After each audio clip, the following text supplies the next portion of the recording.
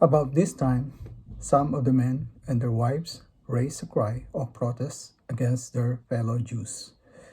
They were saying, "We have such large families, we need more food to survive." Others said, "We have mortgaged our fields, vineyards, and homes to get food during this famine." And others said, "We had to borrow money on our fields and vineyards to pay our taxes.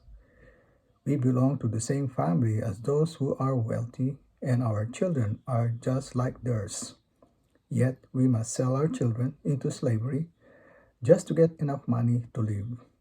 We have already sold some of our daughters, and we are helpless to do anything about it, for our fields and vineyards are already mortgaged to others." When I heard their complaints, I was very angry. After thinking it over, I spoke out against these nobles and officials. I told them, "You are hurting your own relatives by charging interest when they borrow money." Then I called a public meeting to deal with the problem. At the meeting, I said to them, "We are doing all we can to redeem our Jewish relatives who have to sell themselves to pagan foreigners, but you are selling them back into slavery again. We often must redeem. How often must we redeem them?" And they had nothing to say in their defense. Then I pressed further, "What are you doing is not right. You should not walk in the fear of our God in order to avoid being mocked by enemy nations.